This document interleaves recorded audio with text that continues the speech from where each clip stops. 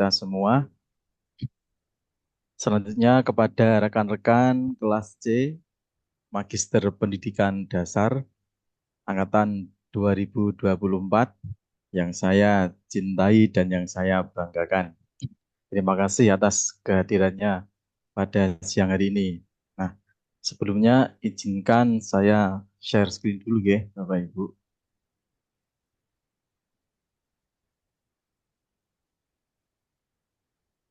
Ya.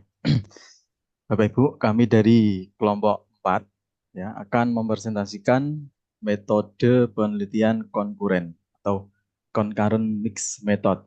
Sebelum pemaparan dimulai, izinkan kami dari kelompok 4 akan memperkenalkan anggota dan tugasnya masing-masing. Yang pertama, saya sendiri Muhammad Nur Alfiandi, saya sebagai moderator. Yang kedua, Ibu Niken Rismanawati ini sebagai pemateri. Selanjutnya ada Ibu Lisa Hilmayatul Ulia, ini juga sebagai pemateri. Selanjutnya ada Bapak Romadhoni Siddiqui Hidayatullah, juga sebagai pemateri. Dan yang terakhir ada Ibu Solvia Mujiarti, ini juga sebagai pemateri. Baiklah Bapak Ibu, untuk waktunya lebih efektif, langsung saja kita segera mulai ya. Untuk pemateri yang pertama nanti akan disampaikan oleh Ibu Lisa Hilmayatul Ulia. Pada Ibu Lisa Hilmayatul Ulia bisa dimulai, waktu dipersilakan.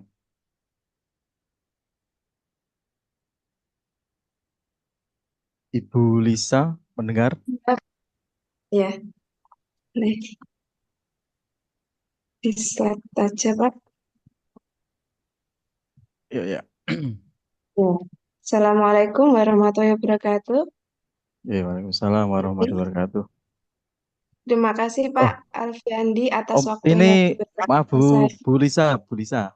Ini slide Ibu Lisa untuk slide Bu Lisa ini nggak bisa Materi jelas ketiga, apa ya? yang Materi pertama itu ketiga. Bu Yang pertama Solvia, Bu Pak. Solvia. Oke, maaf. Nggih, leres. Nggih, Bu ngapunten Solvia, Pak. Bu Niken, Bu Nggih, Lisa, dan terakhir Pak Diki. Oke. nggih. Bu Terima kasih Pak Andi. Solvia. Nggih, Masuk. mohon Oke. maaf, apakah suara saya sudah terdengar, Bapak Ibu? Sudah, Bu. Bu. Nggih, terima Sudah. kasih. Kami dari kelompok 4 akan memaparkan materi tentang metode penelitian konkuren atau konkuren mixed method. Akan kami mulai. Menurut Creswell, dalam Levy tahun 2017, metode penelitian konkuren melibatkan pengumpulan data kuantitatif dan data kualitatif, menganalisis kedua data, dan kemudian mengintegrasikan kedua data untuk melakukan validasi silang atau membandingkan temuan. Kelebihan konkuren mixed method diantaranya yaitu yang pertama, eksplorasi fakta lebih komprehensif dan akurat. Yang kedua, jawaban lebih lengkap. Yang ketiga, terjadinya kolaborasi. Yang keempat, kebebasan pandangan.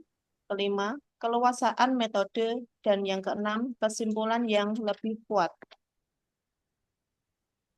Selanjutnya, Pak Andi.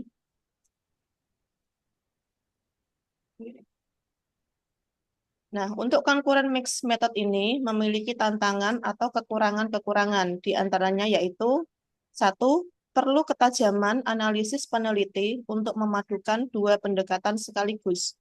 Kedua, secara khusus, tantangan penelitian ini adalah ruang lingkup permasalahan lebih kompleks. Yang ketiga, perlu keterampilan peneliti menggabungkan dua pendekatan, mahalnya biaya, dan waktu yang lama berdasarkan Sarwono tahun 2011. Metode model concurrent mixed method ini terdiri dari 3 desain.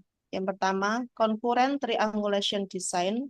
Kedua, concurrent embedded design. Yang ketiga, concurrent transformative design. Itu, Pak.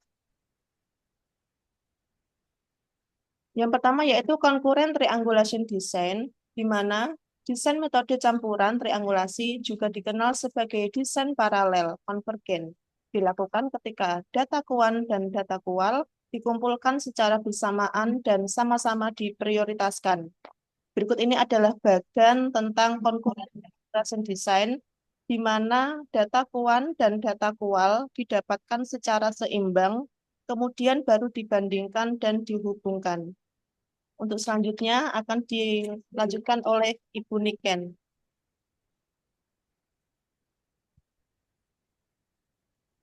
Baik. Assalamualaikum warahmatullahi wabarakatuh. Saya akan melanjutkan dari Ibu Lisa ya. Metode pengumpulan data. Halo, bisa dengar suara saya ya? Terdengar, Bu. Oh iya, terima kasih Ibu. Metode pengumpulan data concurrent triangulation design merupakan rumusan masalahnya kualitatif berupa pertanyaan, penelitian, dan rumusan pertanyaan kuantitatif yang memerlukan data kuantitatif. Kemudian pada saat penelitian menggunakan metode kualitatif, maka peneliti juga harus memperkuat diri sebagai human instrumen agar bisa mengumpulkan data dan menganalisis data kualitatif. Pada saat menjadi peneliti kuantitatif, peneliti melakukan kaji teori untuk merumuskan hipotesis dan instrumen penelitian. Next. Next. Next. Nah, ini adalah bagian dari tahap pelaksanaan penelitian concurrent triangulation design ya. Yang di sebelah kiri itu masalah kualitatif, kemudian memperkuat penelitian sebagai human instrument, kemudian dilakukan pengumpulan data kualitatif, kemudian menganalisa data kuantitatif. Yang di sebelah kanan itu adalah masalah kuantitatif, kemudian ada landasan teorinya, rumusan hipotesa, kemudian pengumpulan data, analisis data, dan akhirnya dijadiin satu sebagai masalah desain dan dari pengumpulan sumber data, kemudian meta-analisis dan akhirnya disimpulkan menjadi satu. Ya, kesimpulan memperkuat atau memperlemah. Halo Ibu, dengar suara saya nggak ya? Dengar, Halo. Bu. Dengar, Bu Niken. Dengar, Bu. Dengar, Ibu. Mohon maaf Ibu, saya tenang. Ya, baik, next. Nah, metode pengumpulan data concurrent triangulation design. Oh, ini sudah Pak Andi.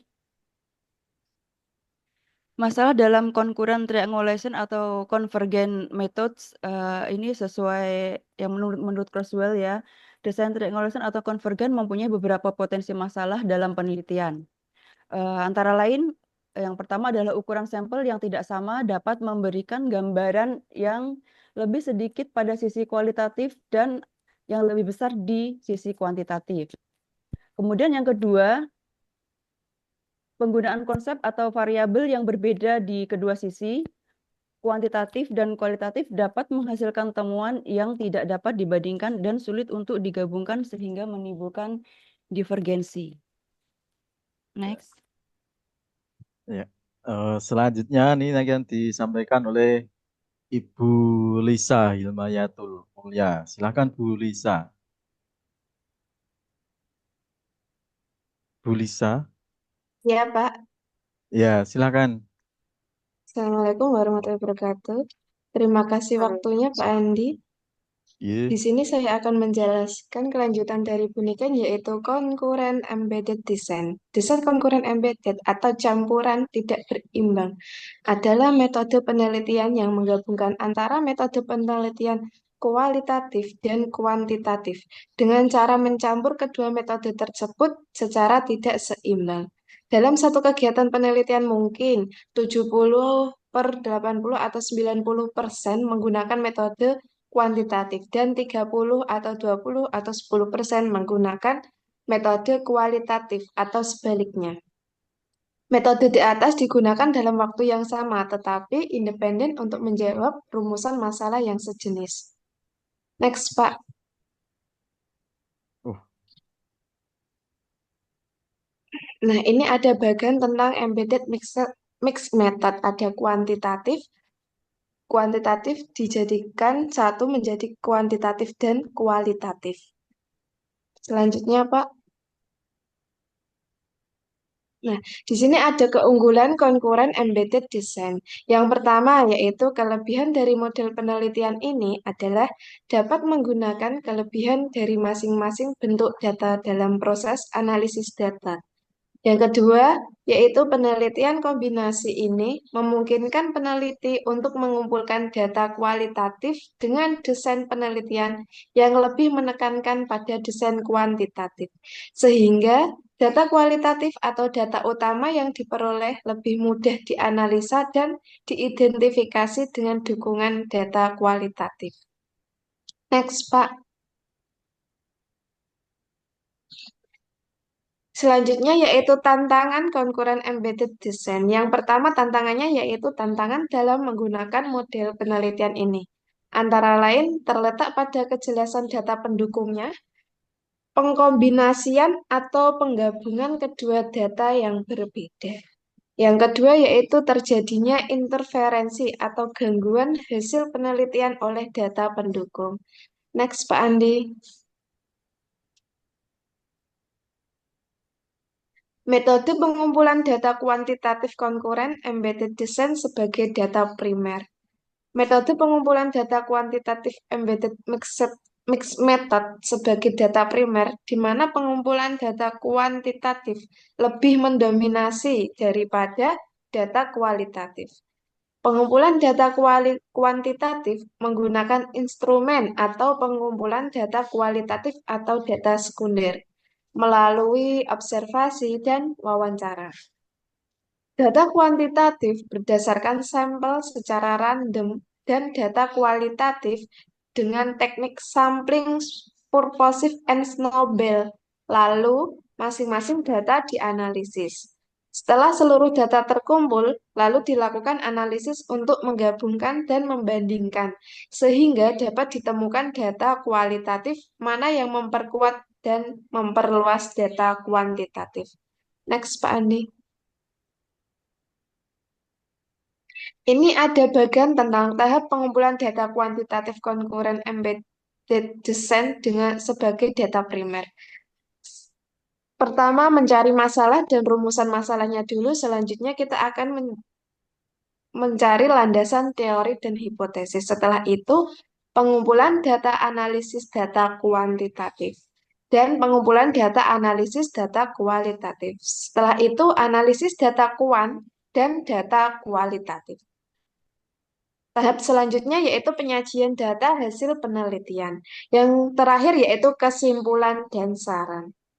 Materi selanjutnya akan disampaikan oleh Pak Diki.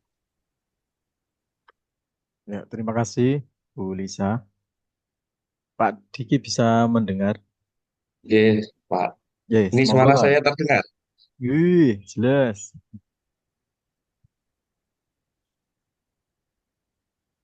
Ini next, Pak. Selanjutnya, metode pengumpulan data kualitatif konkuren embedded design sebagai data primer. Metode pengumpulan data kualitatif embedded mixed method sebagai data primer, di mana pengumpulan data kualitatif lebih mendominasi daripada data kuantitatif.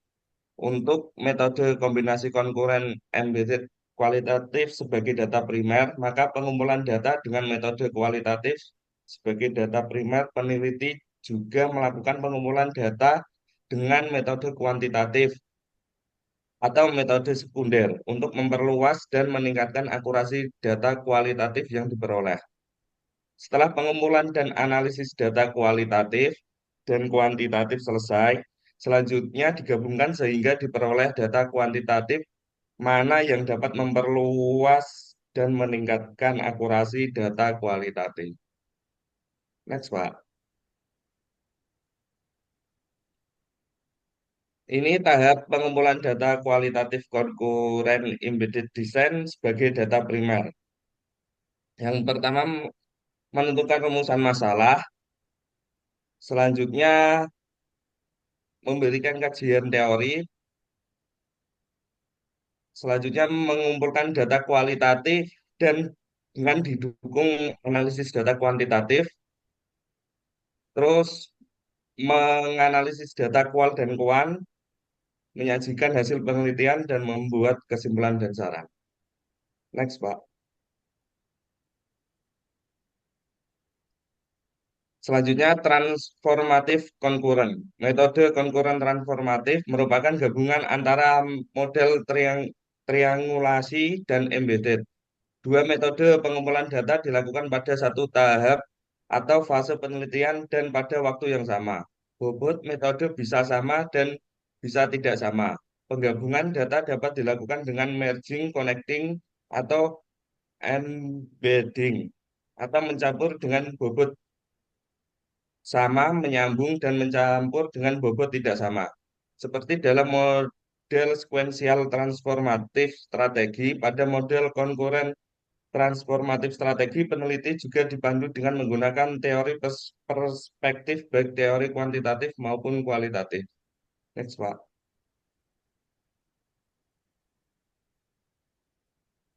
Ini bagian dari transformatif mix method. Bisa dilihat di situ dari metode konvergen, explanatory, exploratory, atau embedded itu dijadikan menjadi satu, kemudian diinterpretasikan. Selanjutnya, Pak, penerapan mix method. Menurut Kimons tahun 2019, cara penerapan mix method yang baik sebagai berikut. Penerapan yang pertama yaitu melaraskan metode dan pertanyaan penelitian.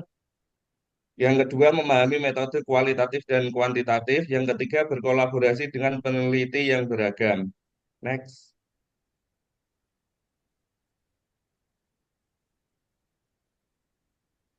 Ini kesimpulannya, mixed method konkuren adalah strategi penelitian yang menggabungkan data kuantitatif dan kualitatif dalam satu waktu.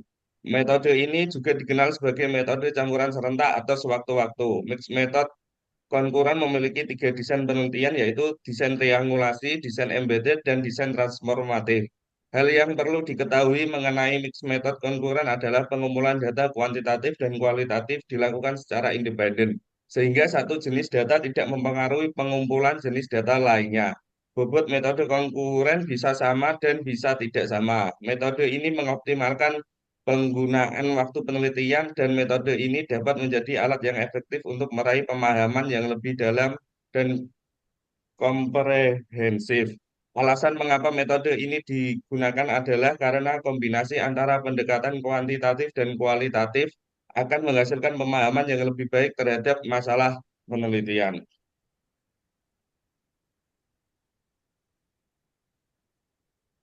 Ya, sudah Pak itu. Ya, ya. Terima kasih kepada rekan-rekan semua yang telah memaparkan materi. Demikianlah presentasi dari kelompok kami, Bapak Ibu.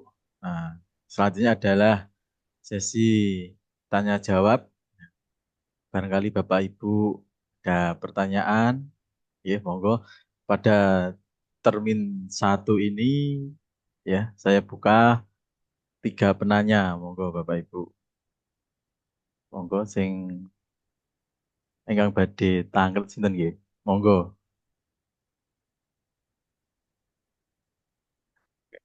Presiden, monggo. Bu Yunita Damayanti. Nggih. Nggih, Bu.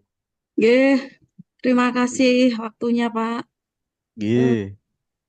Saya ingin bertanya, yang di awal tadi itu ada eh, penjelasan tentang memperkuat penelitian sebagai human instrument, Pak.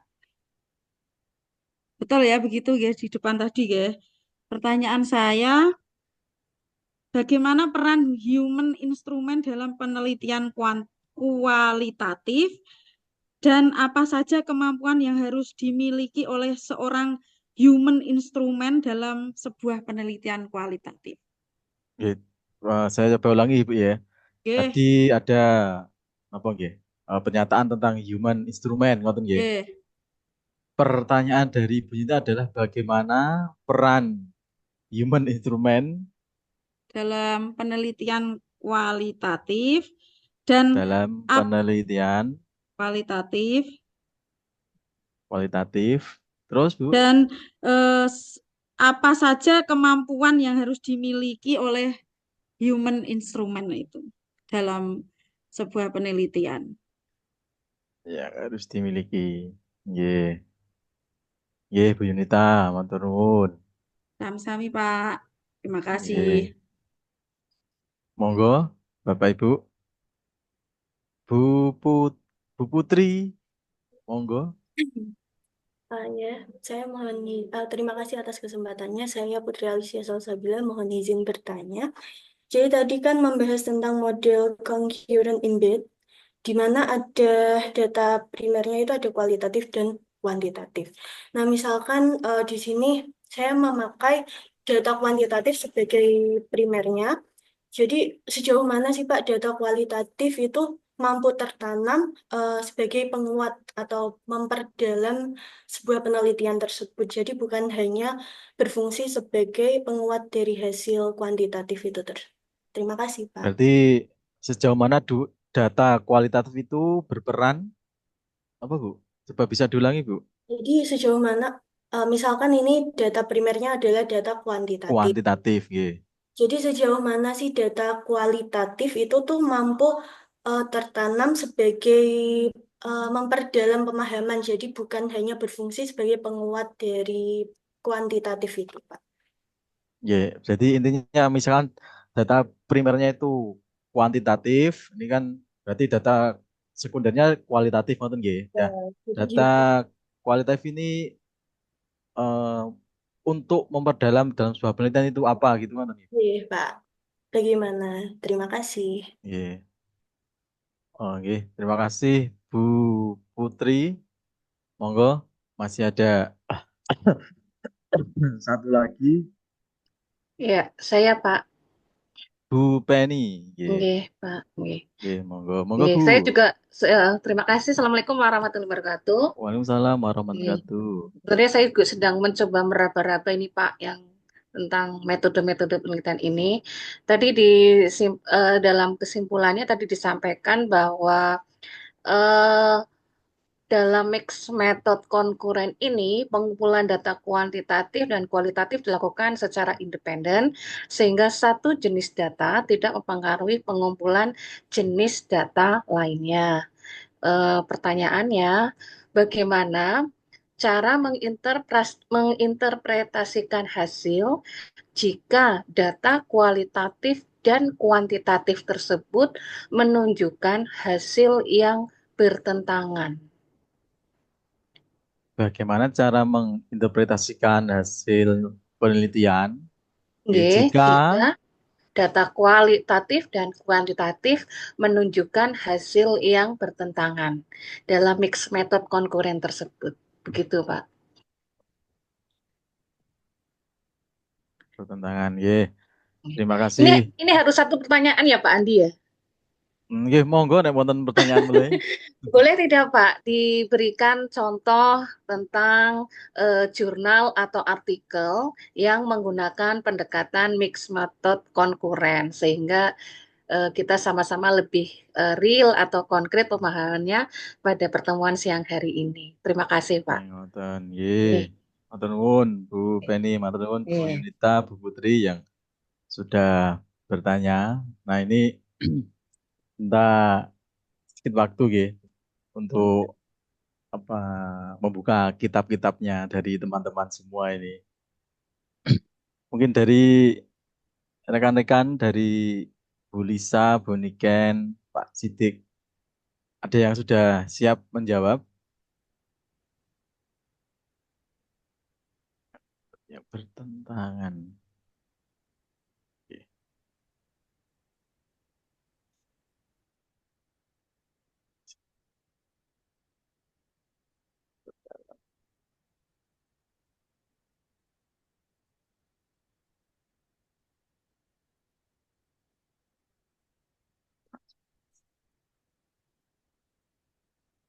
Bagaimana, Bu Lisa?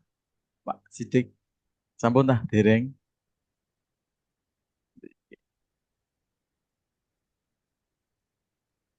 Nggih. Benar, Pak. Nggih, santai mawon Pak nggih.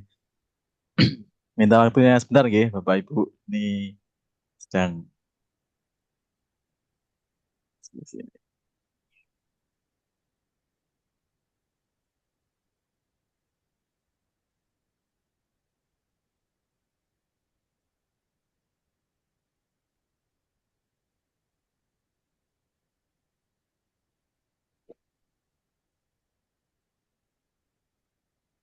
Tadi pertanyaannya Bu Yunita bagaimana, Pak? Saya mencoba menjawab. Nggih, tadi kan Bu Nita tertarik dengan sebuah kalimat human instrument. Terus itu Oke. bagaimana peran human instrument dalam sebuah penelitian kualitatif dan apa saja kemampuan yang harus dimiliki.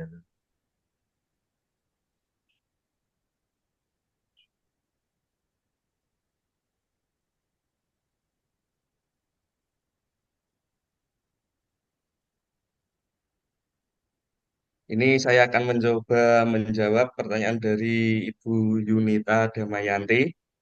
Peran sebagai human instrument itu mungkin ini jawaban saya tidak begitu mendalam. Nanti Bu Vina bisa membantu jawaban saya. Perannya itu mengumpulkan data. Jadi kita sebagai peneliti harus bisa mengumpulkan data secara kualitatif, misalnya berupa angket, observasi, atau wawancara, terus memberikan tes kepada itu, kepada yang diteliti itu. Terus yang kedua tadi, apa Pak Adi yang kedua?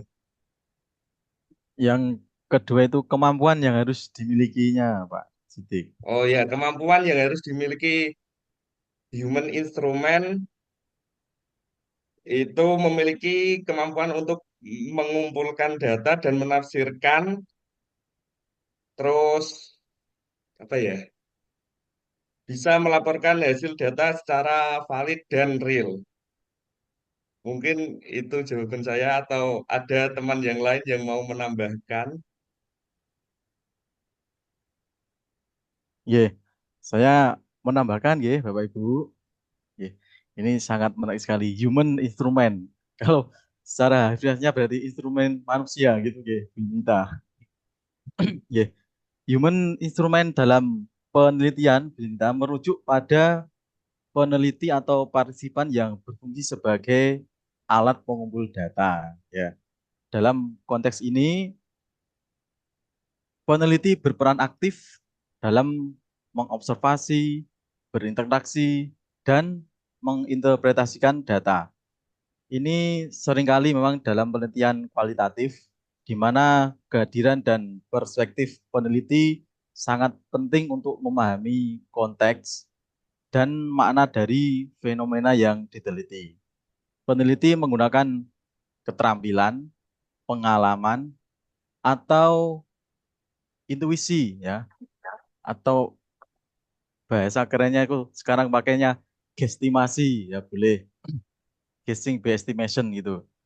Untuk menggali informasi yang mungkin tidak dapat diperoleh melalui instrumen penelitian yang lebih objektif seperti kuesioner atau tes. Nah, jadi perannya itu apa? Perannya pertama sebagai pengumpul data, yang kedua itu karena dia sebagai pengumpul data, otomatis dia sebagai yang interaksi langsung, ya, interaksi langsung jadi di lapangan. Yang ketiga sebagai penganalisis data. Nah, yang keempat itu sebagai refleksi, ya. Peneliti juga harus menyadari bias, ya, atau timbal balik pengalaman mereka sendiri serta bagaimana hal ini dapat memengaruhi pengumpulan dan analisis data. Dan pertanyaan selanjutnya tadi kemampuan apa yang harus dimiliki? Ya tentunya ini ya kemampuan selain hard skill juga soft skill Bu Yunita. Ya, dia kemampuan bagaimana kemampuan berkomunikasi, bagaimana dia kemampuan untuk beradaptasi di lingkungan atau di lingkup objek yang diteliti. Ya seperti kemampuan atau istilahnya kalau jadi sebuah panitia organisasi itu yang sebagai humasnya ya. Ya kurang lebih seperti itu Bu Yunita. Jadi kesimpulannya tadi perannya itu ya tentunya sebagai pengumpul data, sebagai interaksi sosial, sebagai analisis data, lagi tadi sebagai refleksi.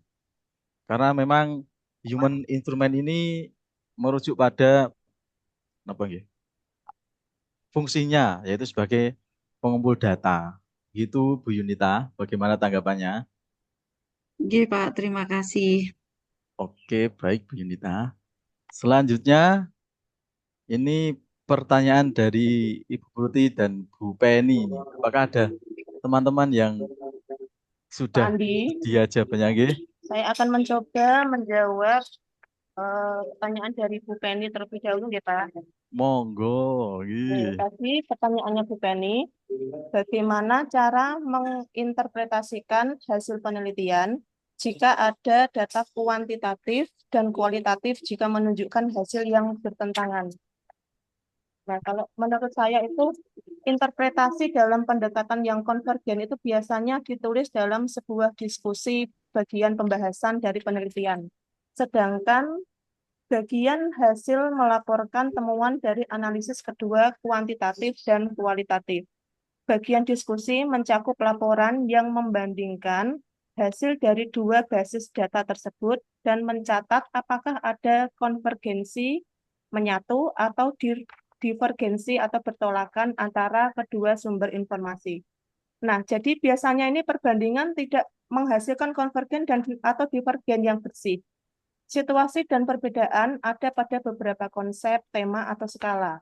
Nah, ketika divergensi terjadi, ada langkah-langkah untuk tindak lanjutnya, yaitu peneliti dapat menyatakan divergensi sebagai batasan dalam penelitian tanpa tindak lanjut lebih lanjut. Pendekatan ini merupakan solusi yang lemah. Sebagai alternatifnya, metode campuran penelitian ini dapat kembali dianalisis dan mengeksplorasi lebih lanjut tentang basis data tersebut.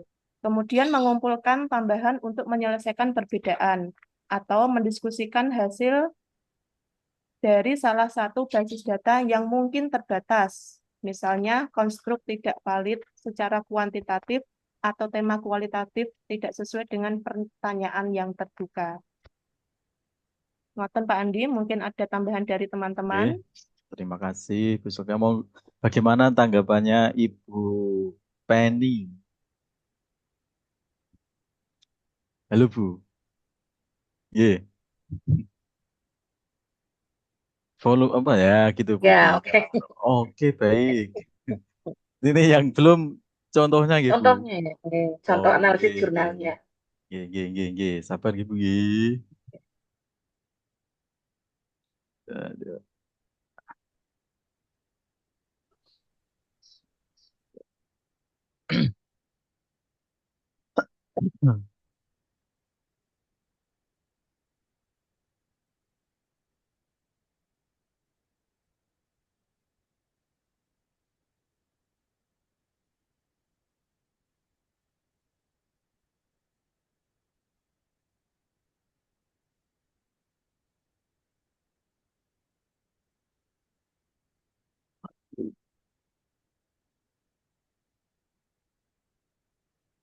Nah,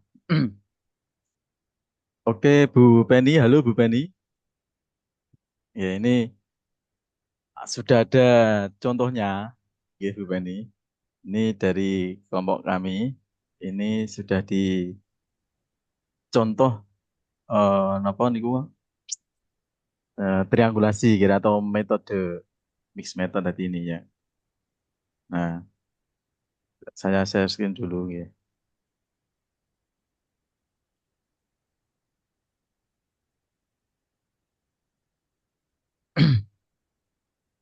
Nah, ini bisa terlihat ya.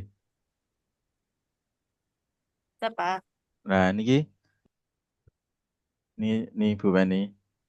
Nah, concurrent mix method ini kemampuan motorik kasar anak usia 4 sampai 6 tahun peserta ekstrakurikuler taekwondo. Nah, sebuah penelitian mixed method.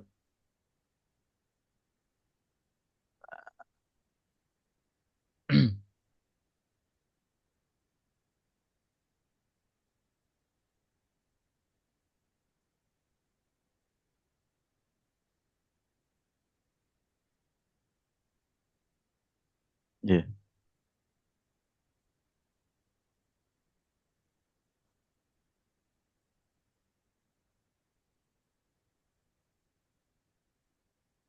Pun Bu Beni, tah pripun? Tak kalau mangke kula share teng anu.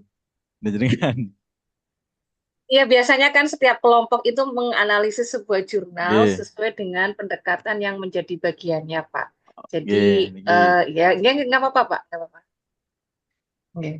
Ini yang dianalisis dari kelompok kami ini yang jurnal yang seperti terlihat di layar Ibu Beni ini. Ya.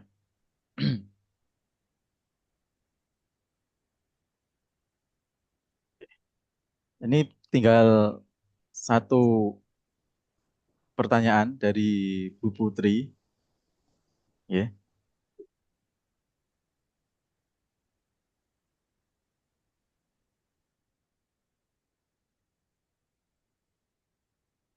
Pertanyaan dari Bu Putri tadi sejauh mana? Ya. Manakala data kuantitatif itu data yang diambil yang pertama. Nah, sedangkan nanti data pendukungnya atau data sekundernya itu adalah data kualitatif. Nah, data kualitatif ini untuk memperdalam penelitian itu sejauh mana gitu. Kira-kira begitu ya, Bu Putri ya. Ya, benar sekali, Pak. Ya. Nah, jadi perbedaan utama dalam penelitian concurrent ini yang kemarin itu kan, kalau kemarin itu kan yang sekuensial ya, dari kelompok 3. Nah, ini kan lanjutannya yang konkuren. Nah, dari aspek pertama dari aspek pengumpulan data ini. Kalau yang sekuensial itu kan berurutan. Bisa dimulai dari kual ke kuan atau kuan ke kual. Kalau konkuren ini bersamaan. Terus aspek tujuan utama. Kalau sekuensial itu memperdalam atau memperkuat hasil dari tahap pertama. Nah, sedangkan yang konkuren ini mengintegrasikan perspektif kuantitatif dan kualitatif secara simultan. Terus dari aspek analisis data, kalau yang sekuensial ini, data tahap pertama itu dianalisis sebelum mengumpulkan data tahap kedua. Sedangkan kalau yang konkuren, data dianalisis secara terpisah, lalu diintegrasikan pada akhir. Terus pada aspek waktunya, kalau sekuensial ini cenderung lebih lama karena dilakukan dalam 2 tahap. Kalau konkuren itu lebih cepat karena pengumpulan data ini dilakukan secara serentak. Nah, dalam metode penelitian konkuren, tadi kan data kualitatif dan data kuantitatif itu dikumpulkan dan dianalisis secara bersamaan atau paralel. Kedua jenis data ini dikumpulkan pada waktu yang sama, lalu diintegrasikan di tahap akhir untuk memberikan pemahaman yang lebih komprehensif. Contohnya, peneliti mengumpulkan data kualitatif dan data kuantitatif secara paralel dan menganalisisnya secara terpisah. Kemudian menggabungkan, hasilnya untuk menemukan kesesuaian atau perbedaan di antara keduanya. Nah, jadi artinya kalau data keduanya itu data kualitatif ya Bu Putri, ini nanti harapannya adalah apakah data kualitatif ini nanti ya itu bisa terintegrasi dengan data yang pertama, data yang kuanti. Nah, karena kalau konkuren ini kan secara simultan ya. Tadi kan secara simultan, Bu Putri. Jadi kalau kata simultan adalah sesuatu yang terjadi yang dilakukan pada saat yang bersamaan. Jadi tidak saling menunggu atau benar-benar bertepatan. Jadi ya ini kalau ini ya dikatakan ya memang sama-sama kuat karena ini beda dengan yang sekuensial. Kalau yang sekuensial kan yang pertama dulu tadi, yang misalkan tahap pertama dianalisis dulu, baru data yang kedua baru dianalisis. Kalau yang konkuren ini misal jadi data kuali dan kuanti ini ya ini dikumpulkan secara serentak. Nah, ini sifatnya simultan. Jadi ya tidak tahu nih nanti data yang kedua ini apakah ini nanti memperdalam atau hasilnya lebih rendah karena ini kan dilakukan secara simultan, secara pada saat yang bersamaan. Nah, harapannya nanti kalau bisa dilakukan secara simultan, ya, ini kan harapannya nanti efektivitasnya pada waktu penelitian. Jadi untuk apakah data ini memperdalam? Ya karena ini memang belum pada saat melakukan itu secara bersama-sama. Dan nanti ya masih menunggu dari apa hasilnya dari analisisnya kedua data ini, Bu Putri. Jadi seperti itu. Ini kan dilakukan secara bersamaan gitu untuk yang eh, concurrent ini. Mungkin dari Bapak Ibu yang lain bisa menambahkan.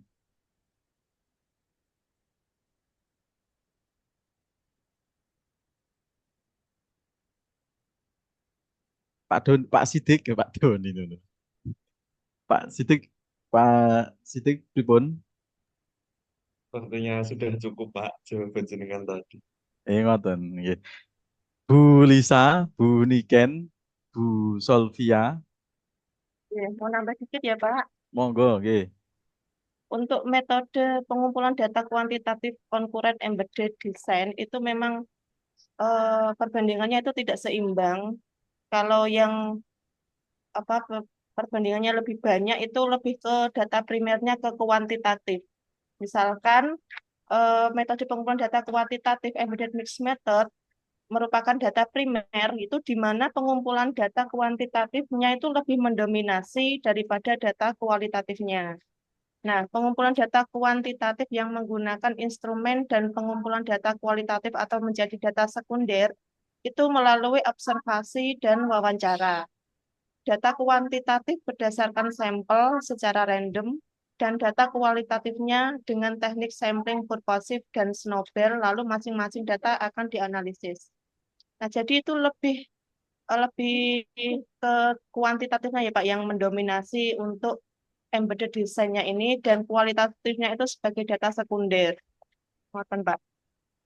Mungkin Nggih, tambahan ngoten. dari Bu Lisa atau Bu Niken. Nggih.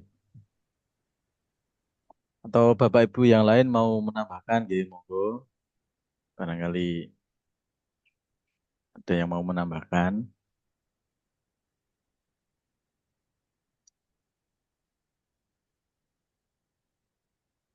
Nggih. Kalau dari Bu Putri sendiri, bagaimana jawaban dari teman-teman ini? Tanggapannya pripun? Monggo.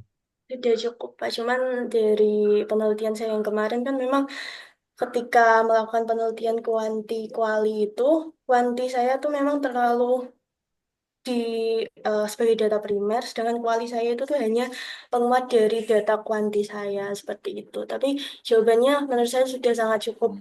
Berarti kalau sebagai penguat berarti yang campuran yang sekuensial gitu, maksudnya gitu. Nggih. Nggih, Bu Putri, nggih. Cukup nggih. Terima kasih. Nggih. Baik Bapak Ibu, demikian sesi tanya jawab. Nggih. Alhamdulillah semua pertanyaan sudah dapat dijawab dan dari kelompok kami saya akhiri. Apabila ada tutur kata yang kurang berkenan, saya mewakili anggota kelompok. Mohon maaf yang sebesar-besarnya. Wabillahi taufiq wal hidayah. Wassalamualaikum warahmatullahi wabarakatuh. Waalaikumsalam warahmatullahi Waktu saya wabarakatuh. kembalikan ke Ibu, monggo, Bu Vina Fahriyah.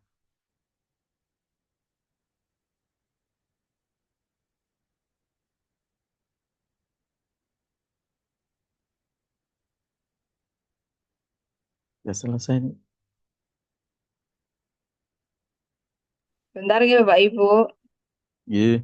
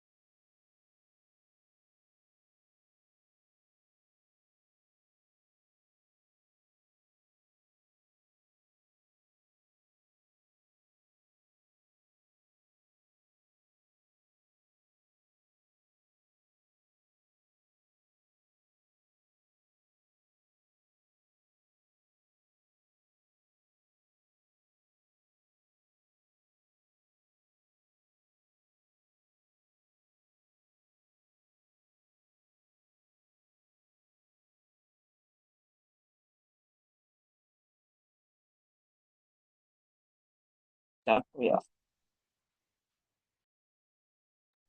Baik Bapak Ibu, saya masuk ya.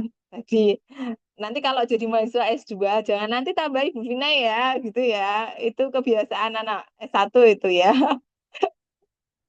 Dilarang begitu. Paling tidak Bapak Ibu sudah membaca referensi sebelum presentasi. Gitu nggih. Oke, Nah, Bu Vina, siap.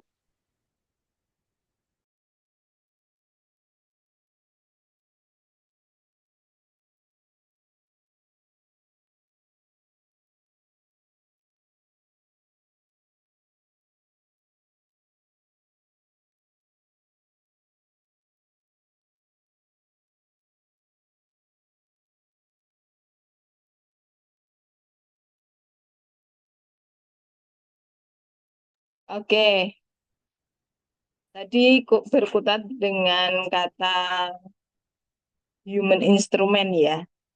Manusia sebagai instrumennya. Human instrument itu biasanya milik penelitian kualitatif. Kenapa dikatakan milik penelitian kualitatif?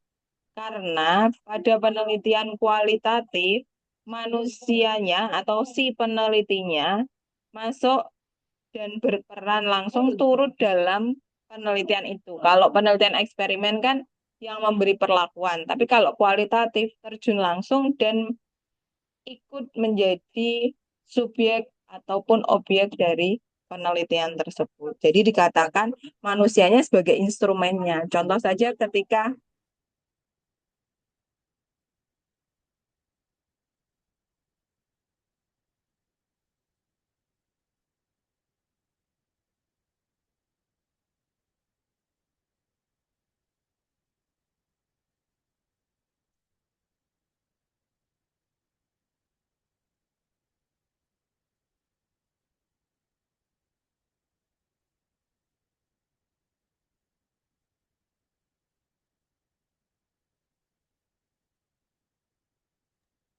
Oke, maksudnya di sini human instrument itu penelitinya terlibat langsung dan sebagai instrumennya. Jadi ketika melakukan penelitian kualitatif, bertanya dengan eh, yang diwawancarai, nah nanti kan terlibat.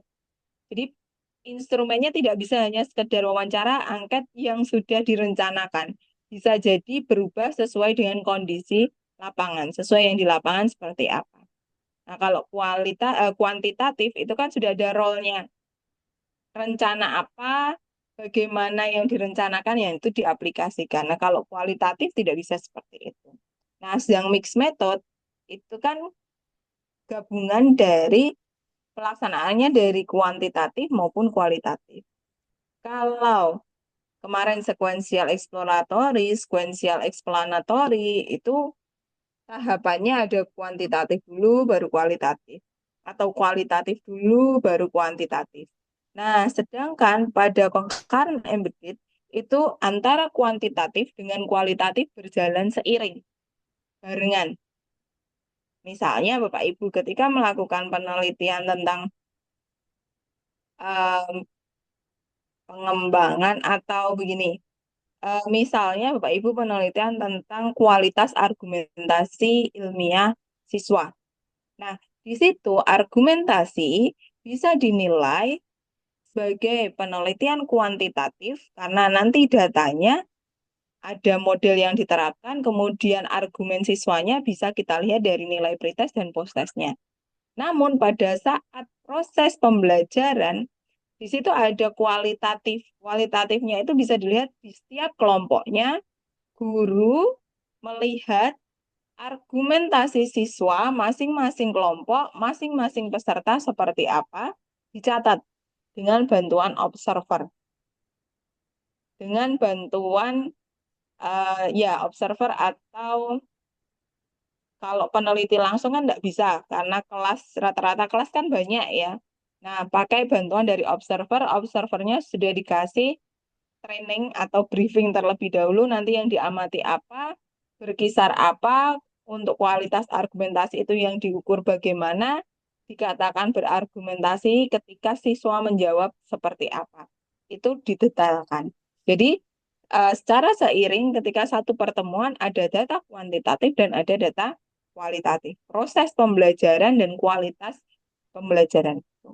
Itu untuk concurrent embedded. Salah satu contoh di satu pertemuan misalnya seperti itu. Oke, baik. Tadi ada yang belum clear selain yang human instrument.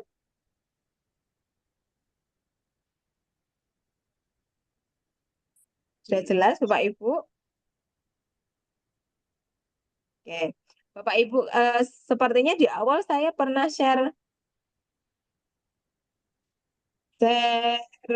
apa ya penelitian, buku-buku penelitian, referensi penelitian ya Bapak Ibu ya. Sudah punya miliknya Creswell? Ini Creswell. Nah, ini ada. Nah, ini sudah pernah saya share semua ya Bapak Ibu ya. Nah, pernah dibaca Bapak Ibu buku-buku ini? Ya, bahasa Inggris. Bukunya bahasa Inggris, Bu. Bukunya bahasa Inggris ya. Ini pernah dibaca? Judulnya aja Bu. Atau ini buku Sejuta Umat ini, Creswell. Sudah pernah baca? Ini kalau bahasa Indonesianya ada sih Bapak Ibu. Kalau Bapak Ibu mau baca, sebenarnya mudah. Tinggal mau yang diambil yang mana, nanti di split halaman. Setelah split halaman, kemudian masuknya ke online doc translator, ditranslate ya. Online doc translator, tinggal mana yang mau Bapak Ibu baca terlebih dahulu. Di sini ada kualitatif method, ada mixed method lengkap. Ya. Ini nanti akan berguna, ya mungkin kalau saat ini tidak terlalu uh, apa ya, urgent begitu ya. Nanti akan menjadi urgent ketika Bapak Ibu akan menulis tesis gitu. Nah, jadi yang perlu diingat kalau di buku atau dalam pendapat Creswell ada kualitatif, kuantitatif, dan mixed method. Pertanyaan saya selanjutnya, ketika ada R&D dan PTK, masuknya di mana? Masuknya di mana?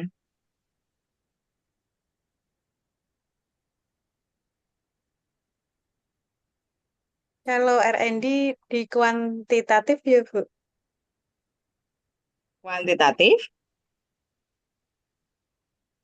Ya, Iya, Bu. kita simpan dulu jawaban dari Ibu. Nah, jawaban dari Bu Siti. Panggilannya Bu Siti atau Bu Nur atau Bu Joya? Bu Nur, Bu. Oh, Bu Nur. Baik, kita simpan dulu jawaban dari Bu Nur.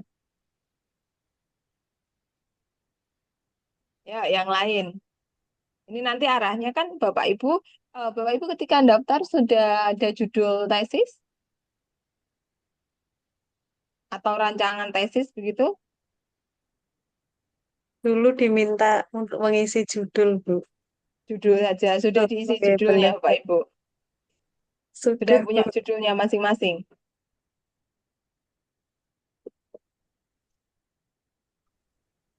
Belum? Hmm. Waktu itu masih belum yakin, Bu. Oh, waktu itu masih belum yakin. Oke, baik. Nah, ini ke arah judul.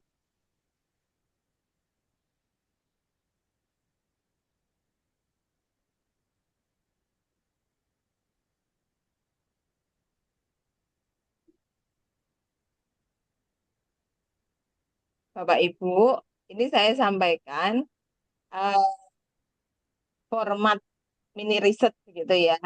Kalau Bapak Ibu kemarin masih belum yakin judulnya apa, nanti yang ditulis ini sebagian sebagian data atau sebagian judul yang sebagian hal yang mau diteliti, bukan judul tesis seutuhnya, gitu ya.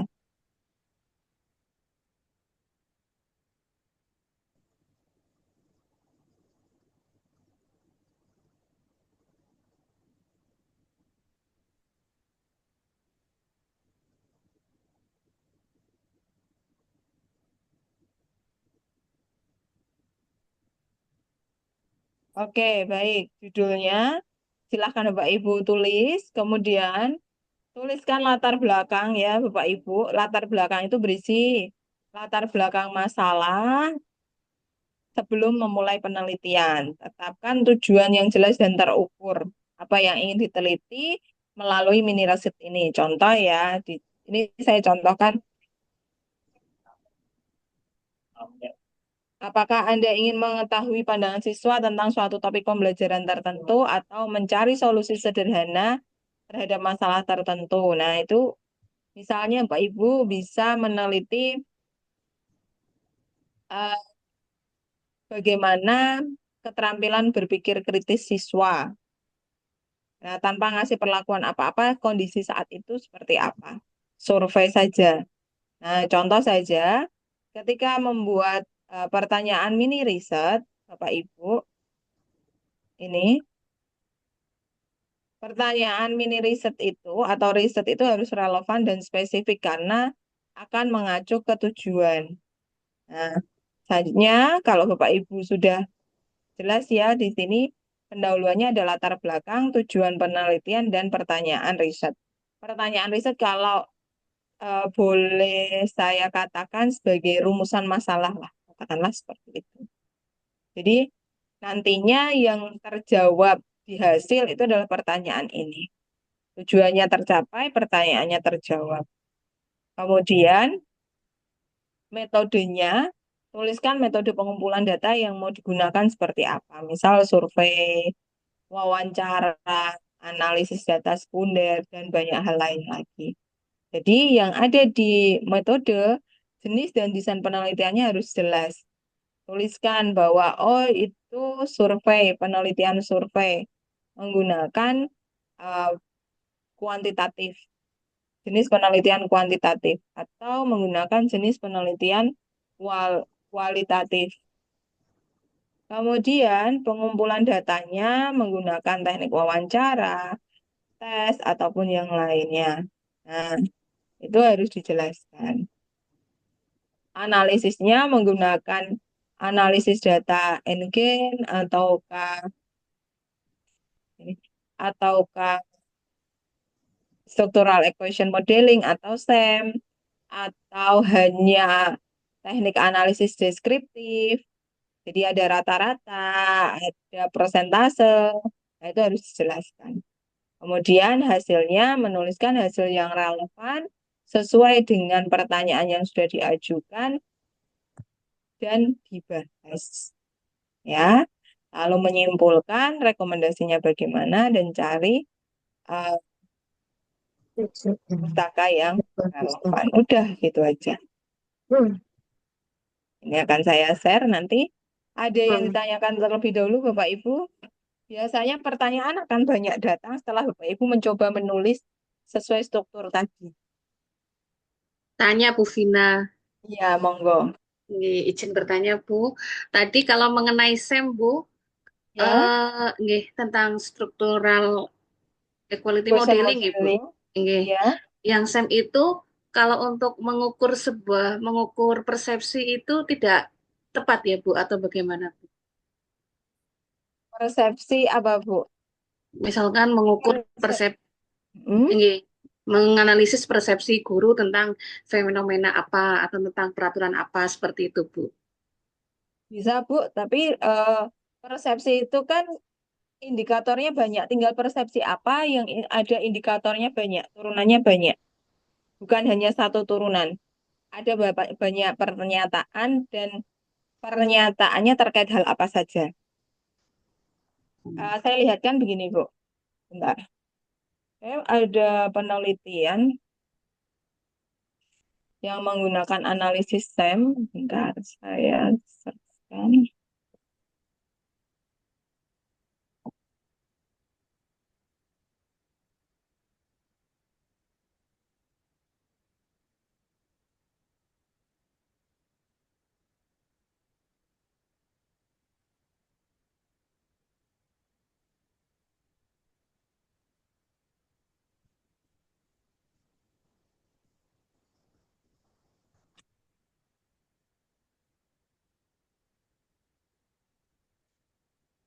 Ini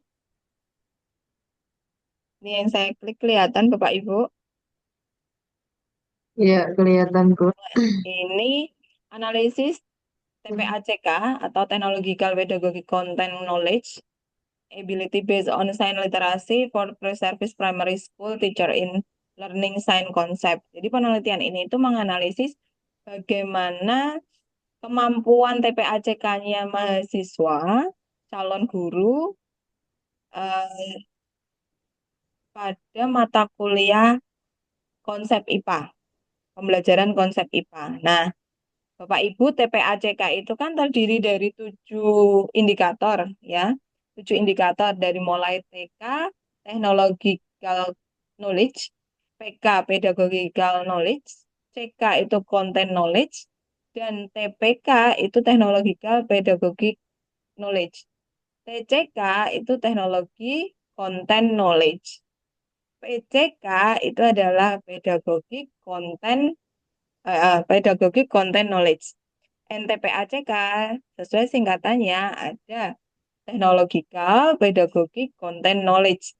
Yang esensinya Bapak Ibu pasti tahu bahwa pelaksanaan proses pembelajaran yang berkaitan dengan teknologi, tapi kontennya dapat, cara ngajarnya juga dapat, kan gitu kan, esensi TPACK.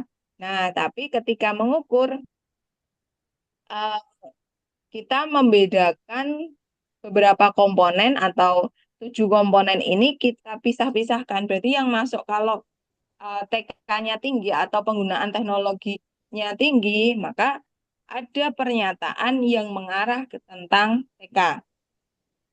ada yang mengarah tentang PK atau pedagogic content, pedagogic knowledge, pengetahuan akan cara mengajar. Nah, kemudian ada CK, content knowledge. Karena pembelajaran yang saya teliti saat ini, yang saya tunjukkan ini, itu kaitannya dengan konsep sains. Jadi mereka masih semester 2, jadi pedagogiknya masih kurang. Asumsinya seperti itu. Ya. Nah, ternyata setelah saya share angket ya ke semua mahasiswa di sini, angketnya berisi 46 item. Kemudian hasil structural equation modelingnya menunjukkan bahwa CK dan PK ini mendapatkan persentase 51,5. Sedangkan TCK, CK dan TK 42,7%. PK dan TK 45,2%. Dan ke semua TPA-CK 61%. Bisa. Kalau tadi Bu Penina perspektif itu kan tinggal perspektif hal apa, ada indikator-indikatornya diperjelas. Kalau ini saya tunjukkan Bapak Ibu artikelnya isinya seperti apa, kelihatan? Yang terlihat masih Google atau sudah ke artikel? Sudah terbuka, Bu. Nah, sudah terbuka. Nah, kalau SEM kan seperti ini. Ini analisisnya. Nah, hubungan seperti ini yang akan terlihat. Nah, kalau Ibu mau menganalisis misalnya atau mengsurvei satu gugus misalnya atau kalau satu gugus sama satu dabin itu banyak satu dabin ya. Satu gugus, Bu. Oh, lebih Lebih banyak banyak satu ke satu gugus. gugusnya. Satu gugus. Nah, oh yang hanya 3-4 sekolah itu berarti apa? Kalau Bukan saya gugus. SMP, Bu. Kampus, Bu. Kampus. 3-4 sekolah itu per dabin, Bu. Dabinnya itu Dabin ya. iya. Kalau Bu Penny di SMP. Nggih, nggih, Bu. Kalau SMP nggak ada gugus, nggak ada dabin kok ya. Boten. MGMP, Bu. MGMP ya. Oke. Oke. Nah, bisa tentang perspektif misalnya kalau guru itu kan ada 4 kompetensi, ya. Kompetensi profesional, kompetensi pedagogi, kompetensi sosial, dan kepribadian. Nah, mungkin dari perspektif itu dibedakan, di breakdown lagi yang masuk, nyari indikator yang masuk ke kepribadian itu seperti apa. Yang masuk ke profesional itu bagaimana. Nah, nanti angkat-angkat itu sebarkan ke rekan-rekannya. Tentang apa? Bu ini ngajar apa? Saya informatika kok, Bu. Nggak apa-apa, Bu. Nggak Iya, Bapak. masalah. Kan Pak, misalnya ini ya, pengetahuan guru di SMP tentang informatika kan Ibu nggak harus meneliti guru informatika kan. Misalnya guru bahasa Jawa atau guru IPA misalnya. Dilihat bagaimana penggunaan teknologinya ketika mengajar, sudah sering menggunakan teknologi atau belum, kan bisa. Jadi satu mini riset. Atau kesiapan siswa-siswinya. Analisis kesiapan siswa-siswi Ibu Penny dalam menghadapi teknologi. Karena ini kan era digital. Mereka pasti punya handphone. Sudah sering pakai. Nah, tapi kalau untuk kursus, untuk pembelajaran, sering digunakan tidak.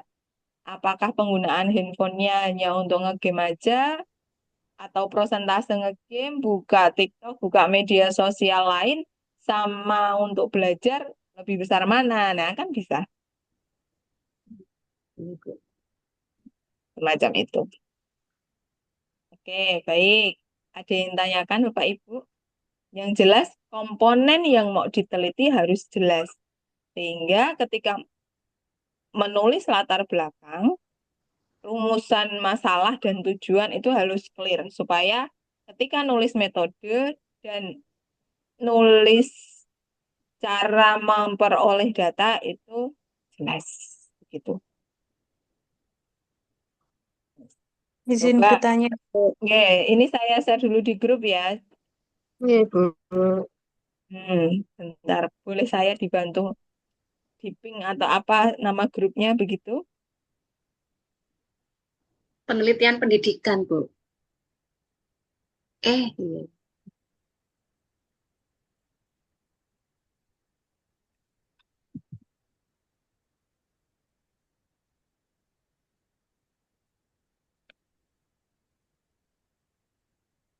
Penelitian pendidikan Kelas C. kelas C ya. Iya.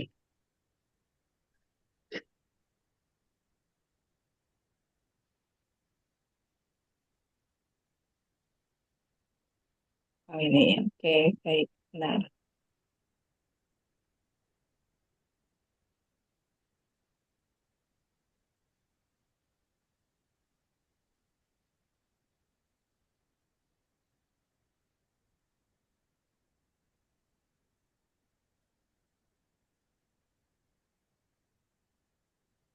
Oke, monggo.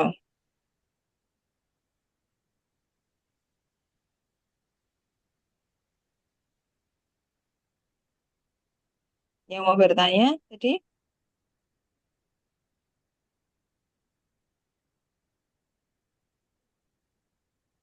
Saya, Bu, Ya, yang bertanya. Nanti mini research kita itu kalau misalnya kuantitatif berarti ditunjukkan tabel-tabel perhitungannya, begitu ya, Bu? iya. Tapi kan tidak semua tabel dimasukkan ke hasil dan pembahasan. Maksudnya ada tabel yang memang untuk hitungan kita. Nah, yang dimasukkan di hasil itu adalah rekapitulasinya. Rekapitulasi berarti kan rekapannya. Misalnya Bapak Ibu punya nilai nih, semua siswa kan 50 misal. Untuk 50 peserta, janganlah. Untuk 30 peserta didik, kriterianya pernyataannya ada 40, katakanlah begitu. Kan tetap ditabulasi kan. Nah, tapi ketika masuk ke hasil, itu kan direkap direkap lagi. Oh, siswa A menjawab nilai 4 itu banyak, tapi nanti siswa B kan beda. Nah, nanti direkap dari rekapan itu mana yang banyak muncul, mana yang tidak banyak muncul, sekedar itu. Jadi kayak hitungan-hitungan tabulasi yang data mentah, data utuh gitu kan enggak dimasukkan. Tapi Pak Ibu punya datanya. Kalau yang uji-uji itu dimasukkan juga, Bu. Ujinya tetap dimasukkan kan, tapi hasil akhirnya, Bu. Oh, Caranya rigidnya nanti klik SPSS dulu, anu dulu, ya enggak. iya, Bu. Oke. Kemudian itu, Bu, kalau misalkan yang diteliti,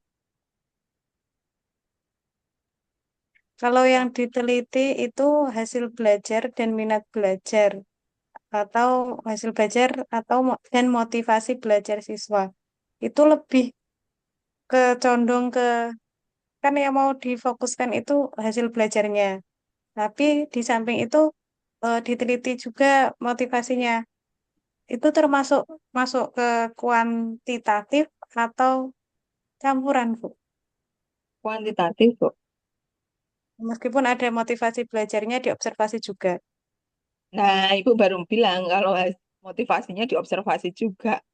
Motivasi itu bisa kita buat pernyataan di skala Likert bisa. Terus motivasi kalau diobservasi seperti apa, Bu? Bentuk Hmm, bentuk kuesionernya bagaimana? Harus jelas. Jadi di sini pentingnya ketika uh, riset itu bisa dikatakan kuantitatif saja cukup, kualitatif saja cukup, atau mixed method, itu dari cara pengambilan datanya seperti apa. jika hanya tes saja yang difokuskan untuk mengetahui hasil belajarnya, berarti itu lebih berat ke kuantitatif ya, Bu. Iya, kuantitatif. Tapi kalau Ibu tadi mau ada motivasinya juga kok, Bu. untuk menjelaskan hasil belajarnya seperti apa, kenapa siswa ini bisa nilainya 80. Oh, ternyata motivasi belajarnya lebih lebih kuat sehingga dia belajarnya lebih rajin dan seterusnya misalnya. Dan bla bla bla bla bla selanjutnya. Nah, itu bisa masuk ke sequential explanatory. Ya kan kuantitatif dulu baru dieksplanasi kan, dijelaskan lagi dengan data kualitatif kan. Oke. Semacam itu. Jadi jelas maunya apa, maunya bagaimana, jelas dulu. Nah, kalau masih gelambiar, nah nanti yang gelambiar mumet akhirnya. Nah, bukan tadi mau saya motivasi juga, saya ukur, saya lihat. Nah, kan ketika cerita dan menjelaskan tidak runtut dan rigid seperti yang Ibu harapkan. Nah, ini melalui tulisan. Kalau melalui tulisan, otomatis ketika menulis harus jelas. Kalau misalnya hanya lewat angket, Bu, motivasi belajarnya diukur lewat angket gitu, misalkan pembelajaran hari ini apakah menyenangkan, hanya mengisi iya, tidak, seperti itu, tetap masuknya kuantitatif ya, Bu ya? Iya, kuantitatif kan skala. Oh, iya. Bu, Ya, mau izin kalau- bertanya lagi. hmm? Kalau judul itu bisa terlihat ini mix method yang one keren atau sekuensial itu dari apanya, Bu? Maksudnya dari pemilihan kata yang seperti apa kalau ini berarti mix method yang sekuensial atau concurrent. Terima Nggak bisa kasih. Bu kalau itu. Berarti harus dilihat metodenya dulu ya, Bu ya, Iya, abstraksi. iya, abstrak. Kalau nulis sampai abstrak, abstrak dan seterusnya. Sampai ke metode cara pengambilan data. Nggak bisa kita lihat dari judul saja, nggak. Judul Berarti saja kalau kalau tadi Ibu melihat judul saya hanya analisis gitu, tak? iya, Tadi yang tak lihat kan loh, jadi analisis gitu kan. Ibu bisa search artikel-artikel dengan judul analisis, tidak semua menggunakan analisis STEM. Ada yang deskriptif, kuantitatif, atau katakanlah kuantitatif tapi deskriptif saja, misalnya prosentase, nilainya banyak 80. Makna 80 berarti banyak yang tuntas sehingga seperti ini, bla bla bla bla gitu. Ada yang begitu saja. Ada yang analisisnya rigid seperti tadi. Nah, ada yang analisis peningkatan misalnya, endgainnya yang dibahas. Nah, semacam itu. Jadi, kalau misal nih Bu enggak, Ibu, bentar ya saya selesaikan. efektivitas, iya. Mm-mm. Jadi, tidak boleh menjas dari judul saja. Dah, terus? Kalau misalnya membahas efektivitas sebuah entah itu media, entah itu model, berarti Mm-mm. kalau dari untuk meningkatkan hasil belajar, berarti itu dari judulnya bisa kuantitatif ya, Bu. Iya, terlihat kuantitatif. Kan Oh, kalau efektivitas. enggak, kalau R&D tadi, Bu, yang benar Tadi masuknya kan apa ya, Bu? pengembangan. Oh, berarti tidak. Pengembangan masuknya apa ya? Maka referensinya dibaca dulu. Sudut pandang dari mana yang mau kita bahas? Apakah pendapat Creswell ataukah pendapat siapa? Akhirnya ke sana. Karena nanti kalau bilang pengembangan, Ibu masih acuannya ke Creswell. Beda. Kalau Ibu mau pengembangan, Ibu coba baca Branch, misal Branch. Di situ bahas satu buku bahas model pengembangan ADI, ADDIE. Ada analyze, design, develop, ya analisis ya, design, develop, implementation, and evaluation. Terus ada Tiaga Rajan, banyak sekali kalau pengembangan itu ada bukunya sendiri. Jadi sudut pandangnya jangan dicampur-campur. Ya, kita bilang sudut pandang yang menurut Creswell penelitian ada 3. Kuantitatif, kualitatif, dan mixed method. Berarti R&D masuk di mana? Bisa mixed method. bisa kuantitatif saja, bisa kualitatif saja. Kalau kualitatif saja jarang ya, karena pengembangan itu pasti ada produknya, lebih ke arah mixed method.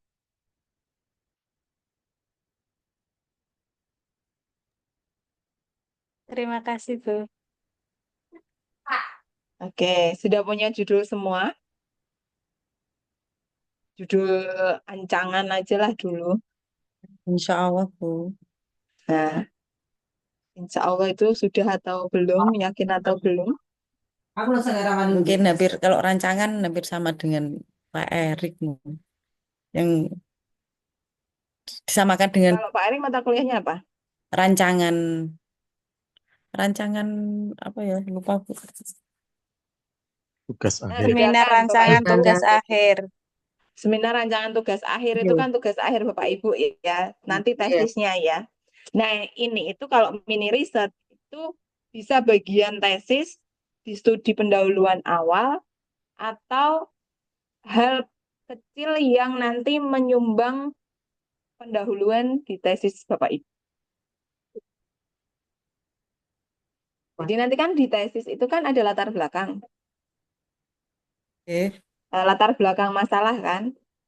Nah, Bapak Ibu itu mau meneliti terkait hal apa? Karena ada hasil belajar rendah, berpikir kritisnya rendah, kan nggak hanya bilang kritisnya rendah, hasil belajarnya rendah. Harus ada data kan? Nah, mini riset itu bisa Bapak Ibu pakai untuk data itu. Paham maksud saya? Iya. Jadi bedakan, nanti jangan disamakan. Oh, mirip tugasnya Pak Erik, berarti tak kepo doang, jangan.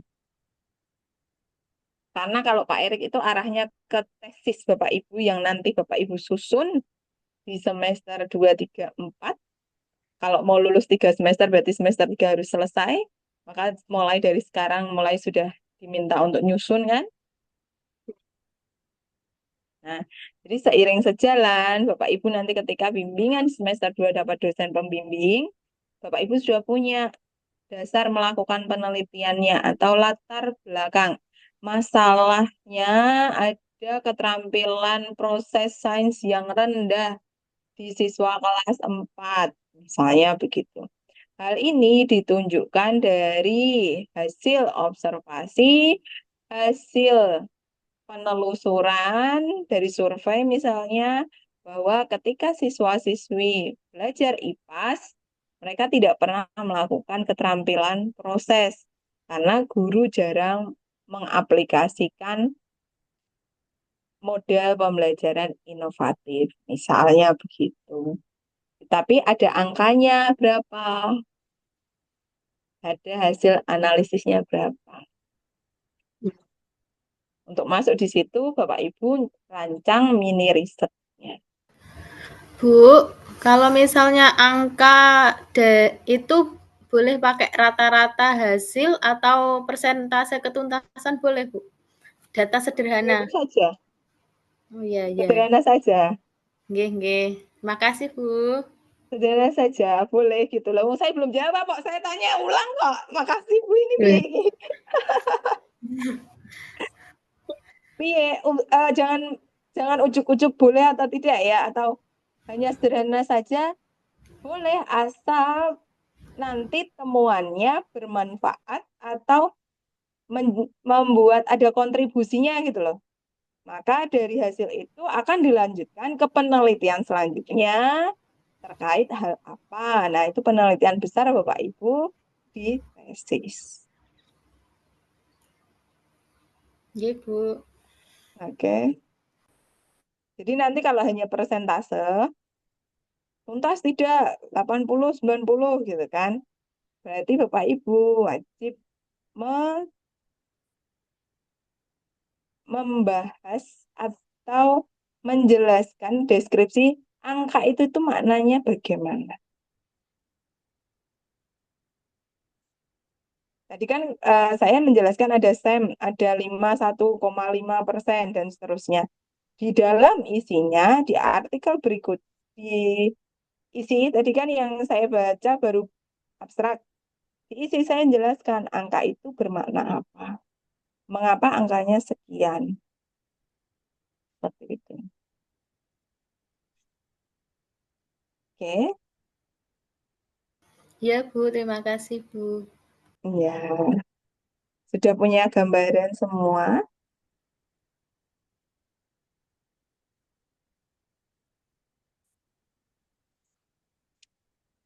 Ada yang tanyakan?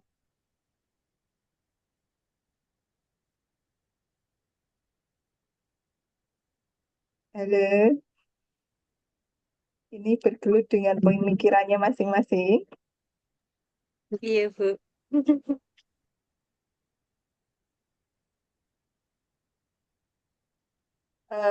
Gini, tak lihatkan contoh.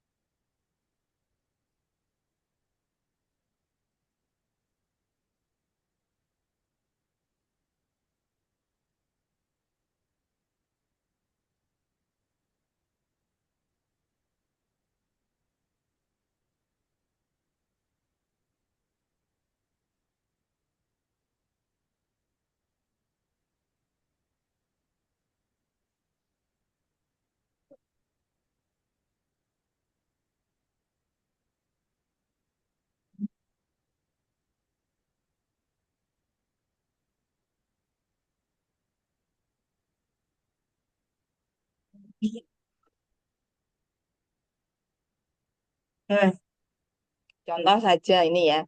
Ini contoh judul-judul yang bisa Bapak Ibu pakai untuk mini riset. Profil penalaran ilmiah dan kemampuan berargumentasi misalnya. Ini kalau untuk mahasiswa. Nah, berarti untuk mendeskripsikan profil penalaran ilmiah dan argumentasi siswa atau di sini mahasiswa. Sudah, begitu aja. Nah, kemudian memberikan angket dan soal isi, wawancara, berupa angket, wawancara dan soal isi. Hasil penelitiannya menunjukkan apa? Oh, ada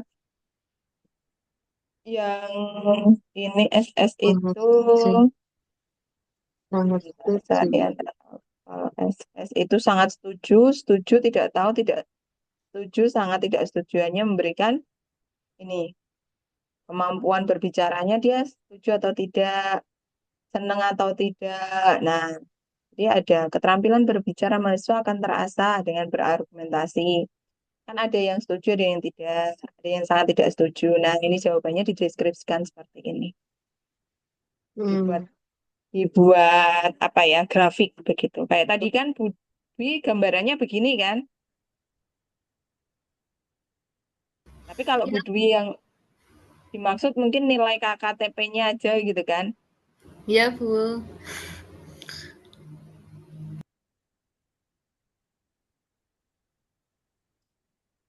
Oke. Nah, ini kan akhirnya dipresentasekan. Ini atau seperti ini. Kalau ini mix method, Bapak Ibu, kualitas argumennya seperti apa dengan scaffolding. Nah, penelitiannya, model assessment, sebentar yang dilakukan. Oh, ini menggunakan model AASSC itu assessment, argumentatif assessment yang sudah ada dan mengikuti. Jadi metode mix method yang dipilih untuk menganalisis data. Nah, kalau ini juga semacam penelitian yang terkait analisis penerapan Mengenai kurikulum. Kurikulum Merdeka ya, konstruktivisme dan Ki Hajar Dewantara, perspektif filosofi Ki Hajar Dewantara dan konstruktivis ya untuk kurikulum Merdeka. Nah, ada yang seperti ini kan bisa Bapak Ibu lakukan. Analisisnya bagaimana? Seperti apa? Gitu kan. Ini juga bagian dari mini riset bisa. Atau ini analisis buku IPA kelas 4 kurikulum Merdeka ditinjau dari miskonsepsi. Misalnya Bapak Ibu mau mengembangkan bahan ajar IPAS. Ya.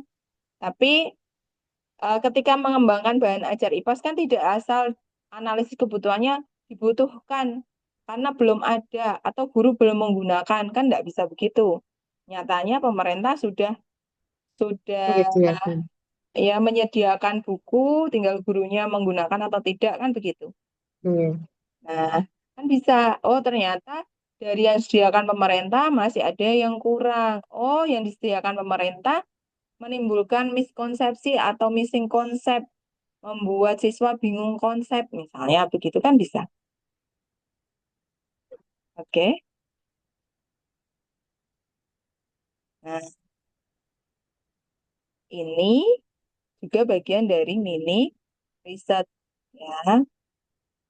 Digunakannya deskriptif kualitatif, penjelasan dari buku IPAS. Nah, contoh lain, implementasi kurikulum Merdeka untuk pembelajaran IPAS di SD 4 Purwa Winangun. Ya, bagaimana caranya melihat, menganalisis kurikulum Merdeka, dilihat dari perencanaannya, pelaksanaannya. Nah, ini juga kualitatif. Tanya ke guru, tanya ke siswa, bagaimana penerapannya di pembelajaran IPA seperti apa. Nah, bisa jadi mini riset.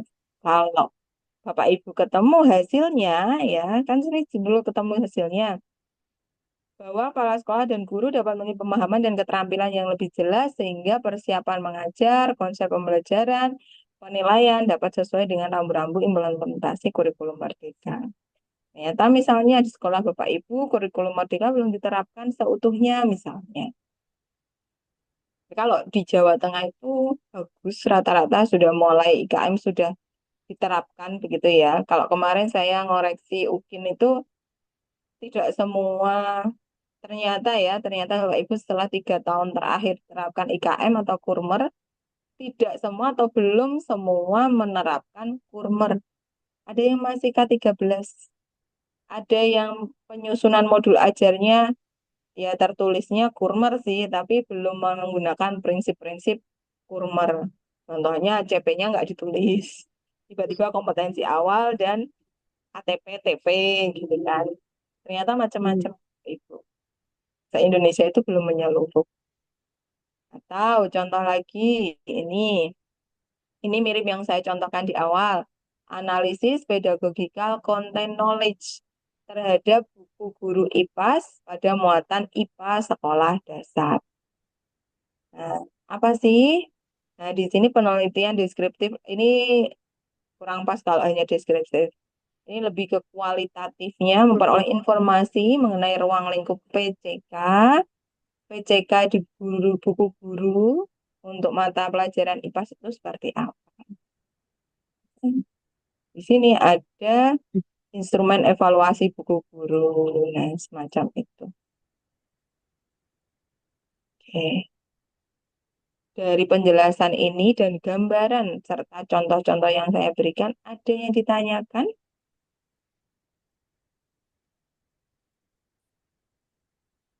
Sudah punya gambaran?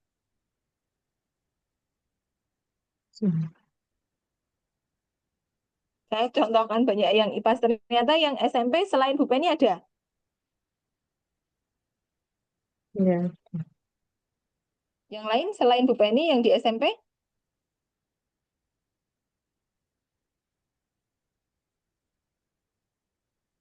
Ya ada Bu, kalau nggak tahu sih. Hanya Bu Ya, Penny ya, saja. Bu. Iya. Yang lain SD. Izin tanya, SD semua? Yang Di semua lain saya marketing, Ibu. Iya, Marketing. Iya. Tapi misalnya marketing masuk ke penelitian pendidikan dasar bisa ya? Nanti saya, Materi penelitian lah, umum lah, sudah pakai umum aja. iya. Ya, Ibu, Bu nanti Niken ini S1-nya apa? saya ke pendidikan fisika, Ibu. Fisika, ya bisa lah. Hanya saja bekerjanya di marketing gitu. Iya, Marketing di mana, Bu? di areanya untuk area Jawa Tengah, Nggak, maksudnya di bidang apa? di bidang IT, Bu. IT. Bisa Ya, lah, kaitkan dengan fisika, IT. Oh, bisa. Bisa. Teknologi, kaitkan teknologi. Kaitkan dengan apa ya, survei-survei sederhana gitu masih bisa. Bu Hidayatun, Oh iya Bu, mau izin bertanya Bu. Kita kalau untuk penulisan atau artikel ini kan kita menggunakan metode kualitatif. Nah, mm-mm. untuk melakukan observasi itu, pertanyaan pada observasi itu apakah sama maksudnya dalam konteks batasan itu Bu?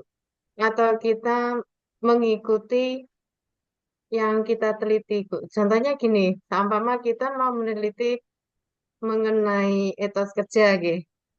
Lah Ya, kenapa kok etos kerja guru itu turun? Nah, kita telusuri itu apa untuk observasi pertanyaannya itu fleksibel gitu, Bu? Atau harus ada konteksnya tersendiri gitu? Hmm. oke. Kalau penelitian kuantitatif, misalnya ada wawancara sebagai data tambahan, kita ada Ya, koridornya wawancara terstruktur, gitu, Bu. oke, Jadi supaya nggak jauh-jauh gitu kan. Tapi kalau iya, kualitatif boleh tadi yang namanya human instrument. Ketemu data, jawabannya kok A. A hmm, minta ditanyakan misalnya begini. Sempat ya saya cerita ya, saya menjelaskan. Oh, gini misalnya si Andi, maaf ya Pak, saya pinjam namanya. Si Andi ternyata di sekolah suka memalak temannya, misalnya iya, begitu. Saya sebenarnya habis baca studi kasus itu ada yang begitu. Nah, ternyata setelah ditelusuri, guru bertanya ke Andi, Andi itu tidak paham dengan yang dia lakukan itu ternyata salah. Otomatis guru harus menanyakan ke orang tua, komunikasikan dengan orang tua. Pertanyaan orang tua, ternyata orang tua bilang bahwa itu pola pengasuhan dari kakek atau neneknya si Andi. Jadi Bapak Ibu juga datang ke kakek neneknya si Andi. Kita nggak bisa terbatas sampai orang tua saja. Nanti datanya mentah di situ. Jadi yang namanya kualitatif harus tahu detail sesuai dengan apa yang kita teliti. oh Jadi gitu, kalau datanya belum jenuh, belum ketemu jawaban persisnya apa, ya jangan iya, berhenti. Itu sih esensinya kalau kualitatif. Belum bisa berhenti kalau datanya belum jenuh, belum ketemu informasi yang jelas. Dan itu lebih eh, tertentu saja kalau kualitatif. Tidak bisa kita generalisasikan. Kalau hmm, kuantitatif kan bisa kita generalisasikan untuk satu kelas iya, misalnya. Kalau hmm, kualitatif ya sudah, tadi kasus Andi ya, Andi saja yang bermasalah. Kenapa masalahnya muncul? Oh, karena A, B, C, D. A, B, C, D ini muncul sebab apa? Nah, bagaimana mengatasinya dan seterusnya faktornya apa? Nah, itu dianalisis. ya Bu, terima kasih untuk penjelasannya. Ya, izin bertanya, Bu. ya silahkan. Berarti menyambung tadi penelitian kualitatif, misalkan kalau misal mau mengukur literasi bahasa siswa yang rendah, satu kelas misalkan 20 anak, itu diberi pertanyaan yang sama ke 20 anak itu, atau pertanyaannya harus berbeda, Bu? Nah, ukuran Ibu bagaimana? Kalau soalnya bisa sesama semua, wawancara misalkan Bu, pertanyaannya sama semua itu untuk mengukur Wawancara apakah atau kenapa menjawab pertanyaan, Bu? kalau Eh, wawancaranya dibuat pertanyaannya itu sama semua Bu, untuk ya nggak mengetahui kenapa masalah. literasinya belajar rendah itu masih bisa masuk ke kualitatif ke 20 Ya siswa bisa itu Bu. sih, Bu. Bisa. Tapi Ibu benar, mau wawancara 20 siswa. Nanti kalau dapat informasi yang ternyata ngaruhnya karena gurunya, karena orang tuanya, ternyata di rumah nggak pernah diajari membaca, akhirnya datang ke orang tua 20-20-nya. Berarti kalau kualitatif itu bisa hanya sampel 10 anak begitu ya Bu ya? Iya, boleh. Dengan alasan tertentu kan ada fokus-lokus itu kalau kualitatif. 10 anak yang benar-benar memang dari 20 siswa satu kelas itu yang benar-benar literasinya rendah.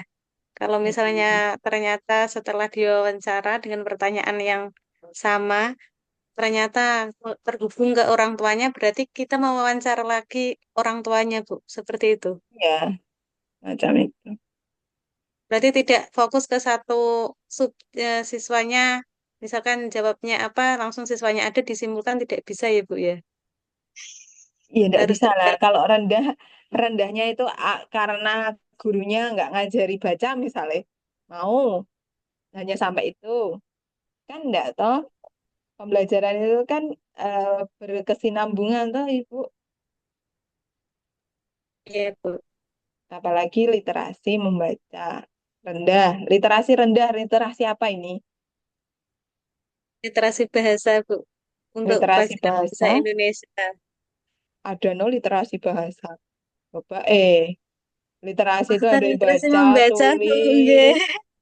ada literasi Literasi budaya, membaca ada untuk literasi finansial, literasi membaca literasi untuk itu ada lima meningkatkan nomor. kemampuan pelajaran bahasa Indonesia, Bu, misalnya.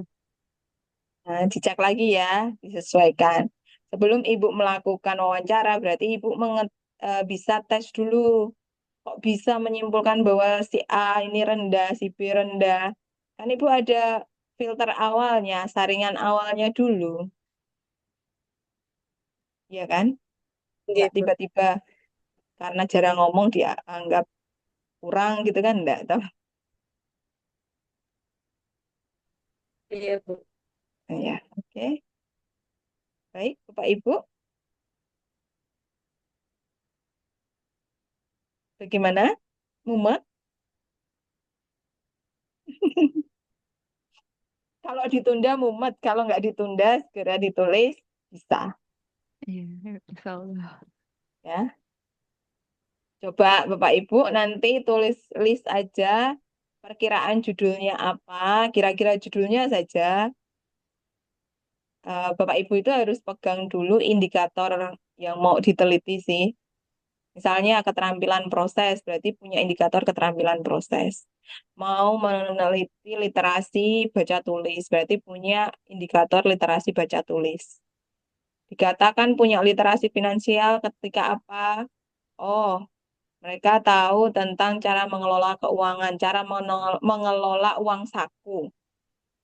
Kan bisa sekarang kan baru tren yang literasi finansial kan, pemerintah baru meluncurkan modul literasi finansial karena mencermati dengan maraknya judi online, pinjam online.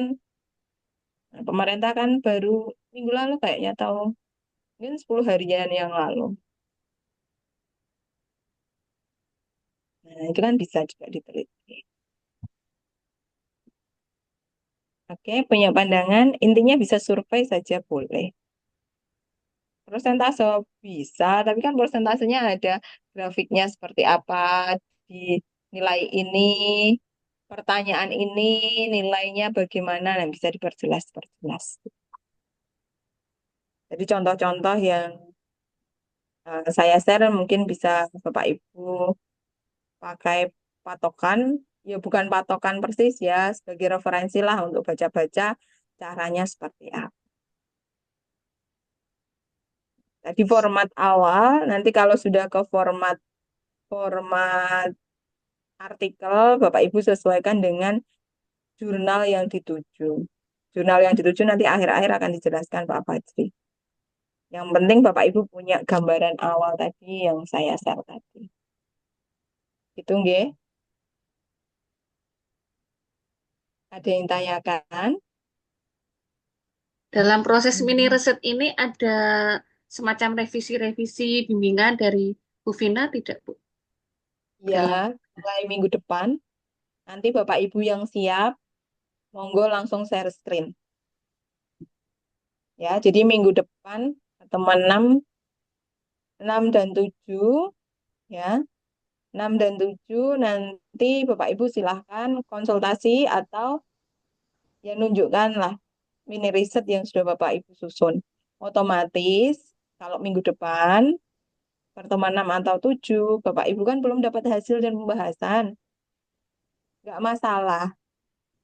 Jangan tiba-tiba nulis langsung untuk hasil dan pembahasan, ya nggak mungkin lah.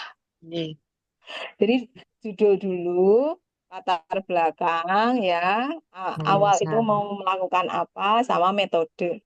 Kita ke situ dulu. Itu yang kita uplek-uplek dulu ya. Biar kita diluruskan. Biar kita diluruskan alur penelitiannya, Bu. Baiklah ya. Sama-sama belajar kok, Bu, ya. Diskusi aja mungkin ada satu sisi yang pernah penelitian kualitatif. Saya terus terang kalau kualitatif memang jarang, lebih sering ke kuantitatif. Ya tadi misalnya survei analisisnya pakai SEM. Nah, jadi kelihatan hubungan antar variabel, antar komponennya. Misalnya seperti itu. Terus ya, jadi 2 pertemuan ke depan kita matangkan mini risetnya itu dari latar belakang dan metode. Nanti setelah itu, kalau setelah fix ya Bapak Ibu ambil data. Nanti ambil data, tulis, coba tulis, kemudian konsultasikan, karena kita tim teaching berarti Bapak Ibu lihatkan ke Pak Fajri untuk dibimbingkan satu persatu. Nah, tugasnya individu. Oke. Kenapa tugasnya individu? Karena data Bapak Ibu ini bisa Bapak Ibu pakai untuk latar belakang di tesis Bapak Ibu. Harapan saya begitu. Oke. Ada yang tanyakan? Sudah cukup? Cukup sementara dulu cukup, Bu. Sementara dulu cukup. Oke. Kalau sebelum di lapangan kita itu lakukan untuk pelaksanaannya, Bu, itu kita masih gelambiar. Ya. Mungkin sambil jalan saja, Bu, ya. Intinya tadi kan sudah tak kasih rambu-rambunya nggih Bapak Ibu nggih. Iya. Nah, sesuaikan rambu-rambu itu. Itu aja. Oke, ada yang tanyakan?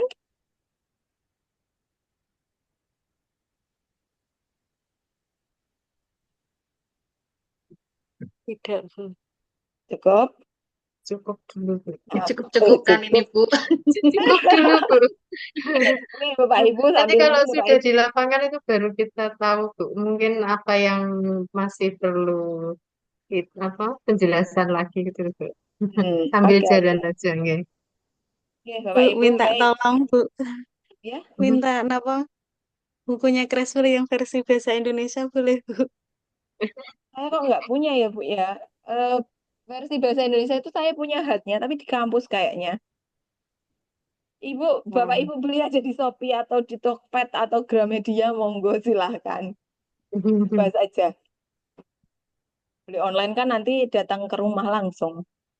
Kalau saya ada softwarenya yang tadi bahasa Inggris. Karena kalau dibaca ini pemahaman saya saja nih.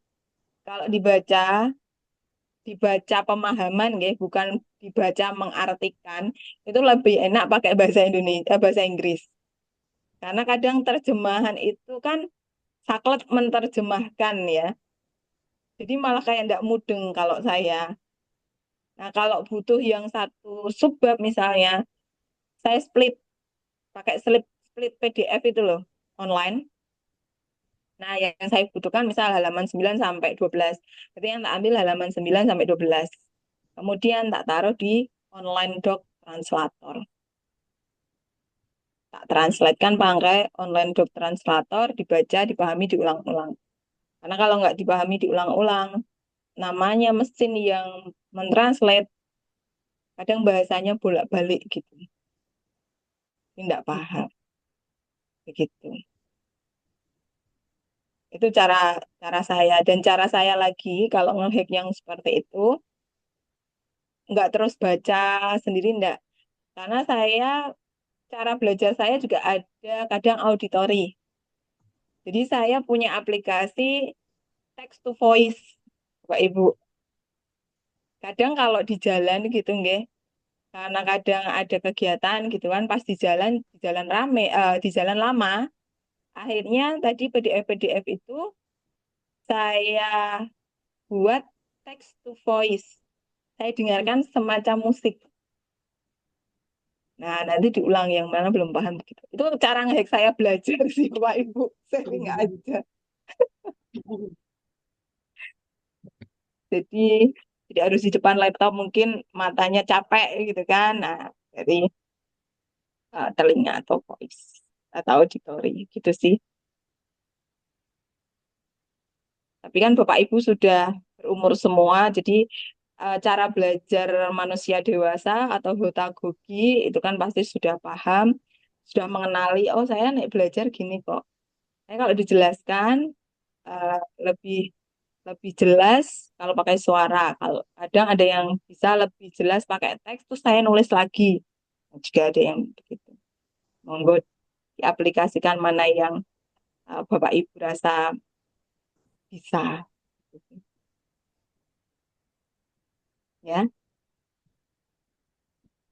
Banyak buku-buku metode penelitian di Shopee atau di Tokped, tapi Bapak Ibu cek lagi misalnya biasanya yang harganya murah itu bajakan. Ya. Bajakan tulisannya gak cetok, eman-eman Bapak Ibu. Nggak kebaca nanti.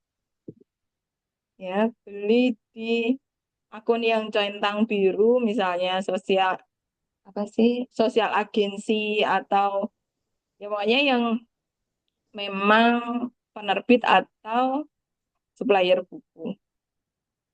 Karena saya beberapa kali ya pernah lah tergiur dengan harga murah, tak kirain asli, ternyata fotokopiannya yang nggak cetok. Akhirnya nggak kebaca, eman-eman. Gitu. Sudah? Sudah, Bu. Oke, kalau sudah Bapak Ibu silahkan lanjutkan melengkapi format itu ya. Nanti progresnya tak minta unggah di Sunan minggu depan ya. Progres ya Bapak Ibu. Misalnya dapatnya 1 paragraf, 2 paragraf, ya monggo. Bapak Ibu yang tahu kapasitasnya. Tapi nanti kalau timik-timik ya, jalannya timik-timik, kok 1 paragraf seminggu, 2 paragraf seminggu. Nanti tugas akhirnya yang Bapak Ibu kesingsal-singsal sendiri. Gitu sih. Monggo diatur waktunya. Ya. Baik. Bu, Saya maaf bertanya, Bu. Untuk Oh ya, konfirmasi pengumpulan tugas tadi berarti yang nanti minggu depan dikumpulkan itu sampai metode ya, judul, latar belakang, metode, ngoten nggih. ya, nggih, Bu. Terima kasih, Oke. Bu. Kalau sudah sampai hasil dan pembahasan, oh luar biasa itu. Kaget saya nanti. Ya, kalau seminggu semuanya jadi nanti penelitian tenan apa enggak? Ya bisa sih. Tapi mesake Bapak Ibu lah. Ya, nanti ngurusi 1 tugas ini saja kalau full sudah jadi semua. Ya, itu saya cukupkan untuk pertemuan hari ini, sore hari ini. Tak terasa ternyata cepat ya, sudah 3.15 ini. Silahkan dilanjutkan melengkapi format mini riset yang sudah saya bagikan. Nanti akan saya berikan tempat unggah untuk di Sunan, Bapak Ibu unggah di situ. Progresnya, nanti dari tiap pertemuan progres Bapak Ibu terlihat. Gitu aja. Ya. Saya cukupkan sekian, saya akhiri. Assalamualaikum warahmatullahi wabarakatuh. Waalaikumsalam Waalaikumsalam warahmatullahi warahmatullahi wabarakatuh. wabarakatuh.